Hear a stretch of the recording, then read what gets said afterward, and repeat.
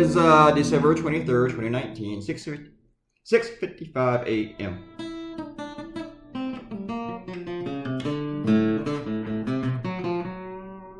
This is my cartoon for this week's CNN Opinion Newsletter. We went early this week and published it on Friday. That actually kind of freed me up because I finished the cartoon on Wednesday, and so I didn't have all the pressure that I normally have on Thursdays and Fridays. It was kind of nice.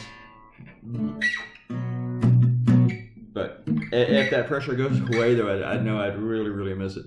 So, but this was fun. I drew the ugly Christmas sweaters for Trump's impeachment.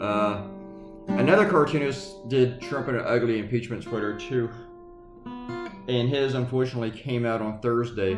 And I thought, well, mine will be out soon. So he beat me in publishing his, but I don't. But we're probably drawing at the same time. I'd say his name, but then he might message me again. Actually, I like messages from him. So yeah, it was Rob Rogers. So I liked his cartoon too. It was pretty good.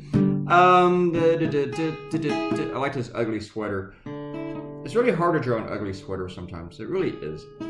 And I actually had to tell a couple of people that the other person here is Andrew Johnson. So sometimes as a cartoonist, you expect people to know everything that you know.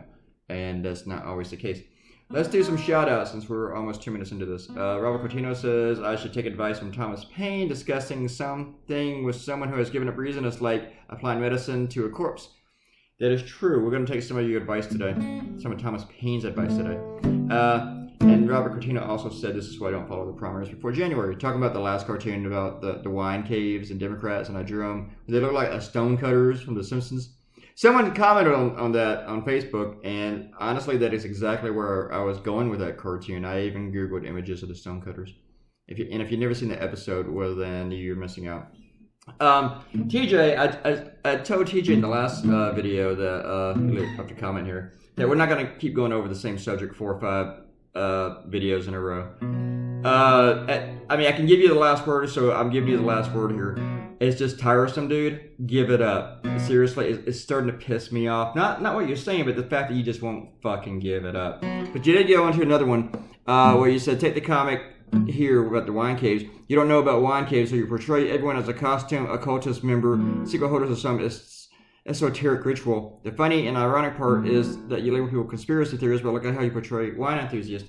I'm not portraying wine enthusiasts. I'm portraying the millionaires who hold these secret meetings in these conclaves, dude, where they get upset whenever it's exposed. That's what I'm commenting on. I'm not commenting on people who are wine enthusiasts. I'm in a relationship with someone who is a wine enthusiast, but she's not out there hosting fundraisers in wine caves, you know, in these I'm sorry, when you're holding secret fundraisers underground, yeah, I can draw people looking like they're in a cult, all right, and make fun of them. Sheesh. All right, TJ, bite me. Errol said, comment. Storaboki says, anyone over 70 has worked toward retirement should have $1 million of their own money, so don't hate on old folks with $1 or $2 million. The problem is big billion-dollar corporations donating toward campaigns in return for favors. They don't want universal health care or a $15 minimum wage or a whole host of things that would benefit the working class. That is true. What do these people want? You know? And I do have a bigger problem with people that do that, with these billionaires like a Sheldon Adelson, who basically puts millions and millions into campaigns. And because of the Supreme Court, they can do that legally. And since corporations are now people, they can donate really unlimited amounts to political campaigns. It doesn't go directly to the campaigns, but they can create PACs, they can give to PACs. And half the commercials you see for candidates, especially in the presidential races, are not from the campaign, technically. So they can do that. And yeah, I don't want to beat up on people who have a couple $1 million, but it's the people that throw millions and millions, and the candidates really only listen to them. You know, they don't listen to you.